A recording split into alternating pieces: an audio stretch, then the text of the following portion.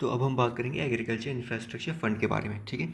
सो PIB में एक news आई थी कि एक कैंपेन लॉन्च किया गया है इस स्कीम के अंडर। इस कैंपेन का नाम है भारत कैंपेन। फुल फॉर्म बोले तो banks heralding accelerated rural agriculture transformation. इस स्कीम के अंडर लॉन्च किया गया था इस कैंपेन को। तो इस स्कीम को अब हम डिस्कस करते हैं। तो देखिए, ये स्कीम लॉन्च हुआ था ना 2020 में। 2020 में स्कीम लॉन्च हुआ था क्योंकि 2019 में था कोविड। सो 2020 में ना भारत इंडिया जो है वो 20 लाख का स्टिमुलस पैकेज लेके आया था, 20 लाख करोड़ का। ठीक है, तो 20 लाख करोड़ के पैकेज में ये स्कीम इंक्लूडेड था, एग्रीकल्चर इंफ्रास्ट्रक्चर फंड। ठीक है, कब लॉन्च हुआ था? 2020 में, कोविड के जस्ट एक साल बाद, जिसमें भारत जो है वो 20 लाख करोड़ का पैकेज लेके आया था। ठीक है, उस पैकेज में ये स्कीम शामिल था। 2020 is the year, you should remember it. Ministry कौन है? Ministry of agriculture farmer welfare. अब इसका टेन्यूर जो है ना वो 2032-33 तक है, मतलब अच्छा खासा लंबा सफ़र है इसका। लगभग 13 साल का स्कीम है ये। पहले 2029-30 था, लेकिन अब इसको हटा के 2032-33 कर दिया गया है। तो याद रखिएगा, 13 साल की स्कीम है ये। 2032-33 का टेन्योर है। सेंट्रल सेक्टर स्कीम है और 1 लाख करोड़ तक का लोन प्रोवाइड किया जाएगा बैंक द्वारा टू एलिजिबल बेनिफिशरीज। अभी हम उसके बारे में और आगे पढ़ेंगे, ठीक है। एम क्या है? मीडियम एंड लॉन्ग टर्म डेप्ट फाइनेंसिंग। मीडियम और लॉन्ग टर्म है, शॉर्ट टर्म की बात नहीं हो रही है। मीडियम एंड लॉन्ग टर्म डेप्ट फाइनेंसिंग प्रोवाइड किया जाएगा फॉर, किस लिए?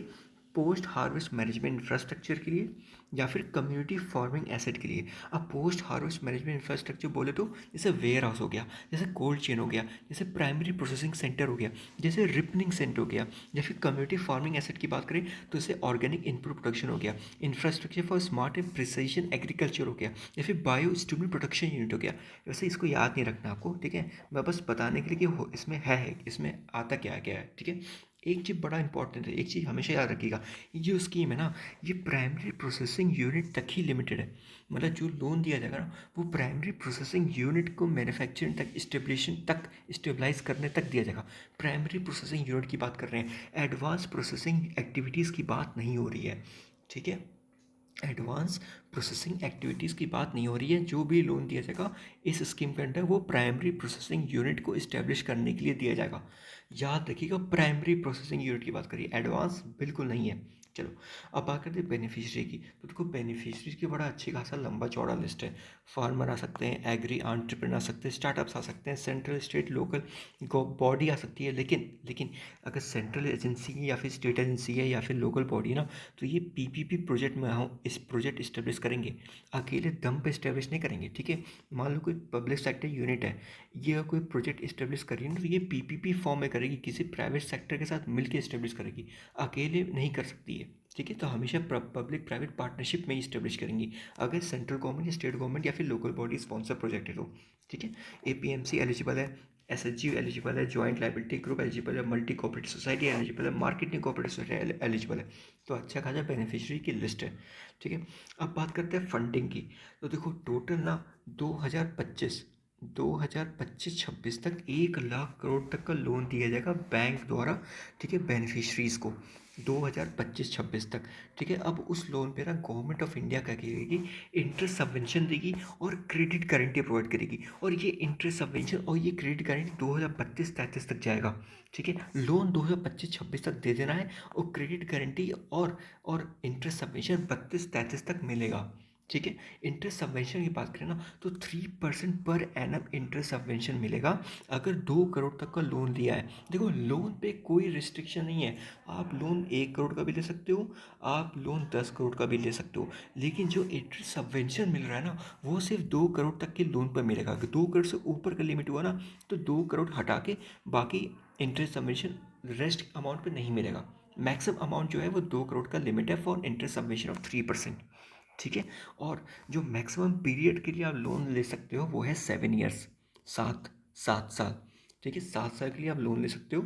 और जो मैक्सिमम इंटरेस्ट सबवेंशन मिल रहा है वो मिलेगा आपको 2 करोड़ रुपये मैक्सिमम अमाउंट, ठीक है। मोरेटोरियम पीरियड की बात करें, सो मिनिमम मोरेटोरियम पीरियड जो है वो है 6 महीना और मैक्सिमम जो है वो है 2 साल। 6 महीने से 2 साल मैक्सिमम आपका मोरेटोरियम पीरियड है। क्रेडिट गारंटी, देखो हमने इंटरेस्ट सबवेंशन की बात कर ली कि 3% इंटरेस्ट सबवेंशन मिल रहा है, ठीक। अब हम बात करते हैं क्रेडिट गारंटी की।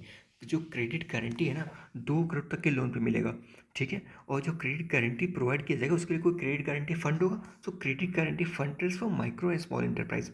और अगर कोई एफपीओ है ना, तो उसके जो क्रेडिट गारंटी मिलेगी वो कोई जो एफपीओ प्रमोशन स्कीम कोई गवर्नमेंट क्रिएट की होगी, जो ऑलरेडी एफपीओ प्रमोशन स्कीम चल रही है उसके अंदर कोई ना कोई फैसिलिटी होगी, उसके द्वारा एफपीओ को क्रेडिट गारंटी मिलेगी। अगर एफपीओ नहीं है, कोई इंडिविजुअल फार्मर है, तो उसको जो क्रेडिट गारंटी प्रोवाइड किया जाएगा, credit guarantee fund trust for micro small enterprise के अंदर प्रोवाइड किया जाएगा।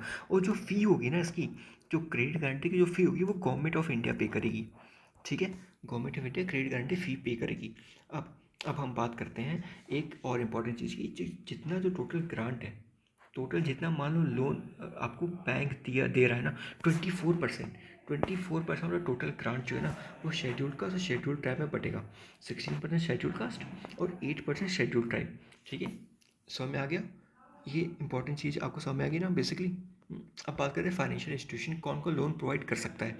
देखो, लोन प्रोवाइड करने से पहले आपको एक एमयू साइन करना पड़ेगा नाबार्ड के साथ, या फिर डिपार्टमेंट ऑफ एग्रीकल्चर या फार्मर वेलफेयर के साथ। ये एमयू साइन करने के बाद ही कोई फाइनेंशियल इंस्टीट्यूशन एलिजिबल होगी फाइनेंस प्रोवाइड करने के लिए। अब फाइनेंशियल इंस्टीट्यूशन कौन कौन सी एलिजिबल हो सकती है, तो schedule commercial bank, schedule cooperative bank, RRB, small finance bank, NBFC, NCDC. ठीक है। अब स्मॉल फाइनेंस बैंक से ना मुझे गोल्ड बॉन्ड की याद आ गई। अच्छा बताइए आप लोग, जो गोल्ड बॉन्ड स्कीम है, जो सॉवरेन गोल्ड बॉन्ड है, क्या उसमें small finance bank sovereign gold bond provide कर सकता है? हाँ कि ना, बताइए। हाँ, तो बताइए, क्या जो सॉवरेन गोल्ड बॉन्ड है, क्या इसमें small finance bank sovereign gold bond provide कर सकता है? क्या regional rural bank sovereign gold bond provide करता है? बताइएगा, बताइए, कमेंट करिएगा। ठीक है, ओके। अब बात करते हैं कुछ की फीचर की। देखो, हमने ना अभी तक फंडिंग देख लिया है, हमने बेनिफिशरीज देख लिया है, और हमने एम देख लिया है। ठीक है, अब हम बात करें कुछ की फीचर की। जो maximum limitation of the project है ना, जो maximum limitation of the project है, देखो अगर वो फार्मर है, अगर वो एग्री एंटरप्रेन्योर है, अगर स्टार्टअप है, तो मैक्सिमम 25 प्रोजेक्ट वो इस्टेब्लिश कर सकता है। Maximum 25 project. और एक बहुत इंपॉर्टेंट बात है, ये जो 25 प्रोजेक्ट होगा ना, जो डिफरेंट 25 प्रोजेक्ट होगा, ये डिफरेंट लोकेशन पे इस्टेब्लिश करना होगा। मान लो कोई एक पर्टिकुलर लोकल गवर्नमेंट है, यहाँ पे इसने इस्टेब्लिश किया, दूसरा जो है ना वो दूसरे लोकल गवर्नमेंट के एरिया में इस्टेब्लिश करना होगा। ठीक है, एक लोकल गवर्नमेंट के एरिया में इस्टेब्लिश नहीं कर सकती। आगे आगे आगे हम अभी देखेंगे और कुछ कंडीशन। तो देखो, 25 प्रोजेक्ट मैक्सिमम इस्टेब्लिश कर सकती है इन डिफरेंट लोकेशन। और ये जो 25 प्रोजेक्ट है, इसके हर एक प्रोजेक्ट में 2 करोड़ तक का इसको इंटरेस्ट सबवेंशन मिलेगा। मतलब हर एक 25 से 25 प्रोजेक्ट अलग से इंटरेस्ट सबवेंशन के लिए एप्लीकेबल होंगे, मैक्सिमम 2 करोड़ तक के लोन के लिए। ठीक है, ओके। अब देखो, मान लो कोई लोकेशन है, कोई लोकल गवर्नमेंट है, इसमें एक से ज़्यादा प्रोजेक्ट इस्टेब्लिश हो रहा है, एक से ज़्यादा प्रोजेक्ट इस्टेब्लिश हो रहा है, कुल मिला के ना जो इंटरेस्ट सबवेंशन इस पे मिलेगा, अगर मल्टीपल प्रोजेक्ट है किसी एक पर्टिकुलर लोकेशन पे, तो जो कुल मिला के जो इसको इंटरेस्ट सबवेंशन मिलेगा, इसका 2 करोड़ पे ही मिलेगा।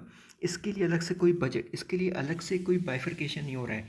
ठीक है, एक लोकेशन पे मैक्सिमम जो ओवरऑल कैप है ना, 2 करोड़ का है। चाहे वो एक प्रोजेक्ट बनाए या 5 प्रोजेक्ट बनाए, 2 करोड़ का कैप है। इंटरेस्ट सबवेंशन 2 करोड़ के कैप पे ही मिलेगा। देखिए, मान लो डिफरेंट डिफरेंट लोकेशन पे, एक लोकेशन ए है, एक लोकेशन बी है, ये डिफरेंट लोकल गवर्नमेंट है, यहाँ पे डिफरेंट लोकल गवर्नमेंट है, एक प्रोजेक्ट यहाँ बना रहा है, सो इसके लिए 2 करोड़ तक आपको इंटरेस्ट सबवेंशन मिल सकता है। एक प्रोजेक्ट यहाँ बना रहा है, तो उसके लिए आपको अलग से 2 करोड़ तक का इंटरेस्ट सबवेंशन मिल सकता है। लेकिन अगर एक ही में बहुत सारे प्रोजेक्ट बना रहा है ना, सो मैक्सिमम लिमिट ही 2 करोड़ की है। समझ में आ गया? बहुत इंपॉर्टेंट चीज़ है, याद रखिएगा, मैक्सिमम प्रोजेक्ट 25 है। लेकिन अगर हम एपीएमसी की बात करते हैं, अगर उसका कोई डेजिग्नेटेड पर्टिकुलर एरिया है, इसमें एक से ज़्यादा प्रोजेक्ट बना रहा है, एक से ज़्यादा प्रोजेक्ट इस्टेब्लिश कर रहा है, ठीक है, तब इसको रिस्ट्रिक्शन नहीं है, एक प्रोजेक्ट में भी 2 करोड़ तक का इंटरेस्ट सबवेंशन मिल सकता है, दूसरे प्रोजेक्ट में भी 2 करोड़ तक का इंटरेस्ट सबवेंशन मिल सकता है फॉर एपीएमसी। ये याद रखना, ये डिफरेंस है। ठीक है, अब हम बात करते हैं, देखो लिमिटेशन प्रोजेक्ट फार्मर्स के लिए, एग्री एंटरप्रेन्योर्स के लिए, स्टार्टअप के लिए। लेकिन अगर स्टेट की एजेंसी है, अगर एफपीओ है, अगर एसएचजी है, अगर कोऑपरेटिव है, या फिर फेडरेशन एफपीओ, तो इसके लिए कोई लिमिटेशन प्रोजेक्ट नहीं है, ये 25 से ज़्यादा प्रोजेक्ट भी इस्टेब्लिश कर सकते हैं। ठीक। हमने लिमिटेशन बजट देख लिया। अब लेंडिंग रेट भी ना कुछ कैप लगा है, जैसे अगर 2 करोड़ तक का लोन ले रहे हो इस स्कीम के अंडर, तो जो मैक्सिमम रेट ऑफ इंटरेस्ट ना वो है 9% का, वो है 9% का, या फिर annual MCLR plus 100 basis points, दोनों में से जो कम है वो होगा रेट ऑफ इंटरेस्ट, लेकिन 9% ज़्यादा रेट ऑफ इंटरेस्ट नहीं होगा। लेकिन अगर लोन 2 करोड़ तक का ले रहे हो, अगर लोन 2 करोड़ से ऊपर का है, तो बैंक फिर पूरी तरह डिसाइड करेगा कि इंटरेस्ट क्या होना चाहिए। Bank will freely decide interest rate if loan is about 2 crore. ठीक ठीक। अब दूसरा इंपॉर्टेंट फीचर देखते हैं। देखो, मैक्सिमम टाइम फॉर लोन डिसपर्सल। मान लो आपका कोई स्टार्टअप है, आप इस स्कीम के अंडर जा रहे हो लोन लेने, ठीक है, तो आप जब एप्लीकेशन दोगे सारे डॉक्यूमेंट के साथ, तो 60 डेज़ के अंदर, 60 डेज़ के अंदर ना जो बैंक होगा वो बताएगा कि भाई हम आपको लोन दे सकते हैं कि नहीं दे सकते। तो टाइम लिमिट जो है ना वो डिसाइड कर दी गई। 60 डेज़ के अंदर बताना होगा बैंक द्वारा कि जो पर्टिकुलर इंडिविजुअल है वो उसको हम लोन देंगे कि नहीं देंगे। ठीक है, सो मैक्सिमम टाइम प्रोवाइड कर दिया गया है। एक बहुत इंपॉर्टेंट चीज़ है कि इसमें जो है ना जो इंसेंटिव दे रहे हैं वो इंटरेस्ट सब्सिडी है, इंटरेस्ट सब्सिडी मिलेगा। कोई कैपिटल सब्सिडी या मार्जिन सब्सिडी अवेलेबल नहीं है, याद रखना, कोई कैपिटल सब्सिडी या मार्जिन सब्सिडी अवेलेबल नहीं है। ठीक है, और एक बहुत इंपॉर्टेंट चीज़, जितना भी प्रोजेक्ट का कॉस्ट है उसका 10% कॉस्ट मैंडेटरी है कि बोरोवर कंट्रीब्यूट करेगा। अगर 1 करोड़ का कॉस्ट है तो 10 लाख रुपए आपको अपने पास से लाना ही होगा। ठीक है, बात समझ में आ गया। ये बहुत इंपॉर्टेंट स्कीम है। ठीक है, एक लास्ट चीज़ और है। मान लो कोई रीफाइनेंस की नीड आती है, किसी फाइनेंशियल इंस्टीट्यूशन को रीफाइनेंस की नीड चाहिए, रीफाइनेंस फैसिलिटी चाहिए, तो नाबार्ड जो है ना वो इस एलिजिबल लैंडिंग एंटिटी को रीफाइनेंस प्रोवाइड करेगा। ठीक है, ओके, हमने सब कुछ डिस्कस कर लिया है, बहुत ज़्यादा डीप हो गया है। ठीक है, जो इस स्कीम का डॉक्यूमेंट था ना उससे ये स्कीम बनाया गया है, क्योंकि बहुत से जो कोचिंग के मटेरियल थे उसमें इतना ज़्यादा डिटेल में नहीं था। ये स्कीम है बहुत ज़्यादा इंपॉर्टेंट। ठीक है, तो मेरे ख्याल से हमने सब कुछ डिस्कस कर लिया है। बाकी ठीक है, फिर थैंक यू।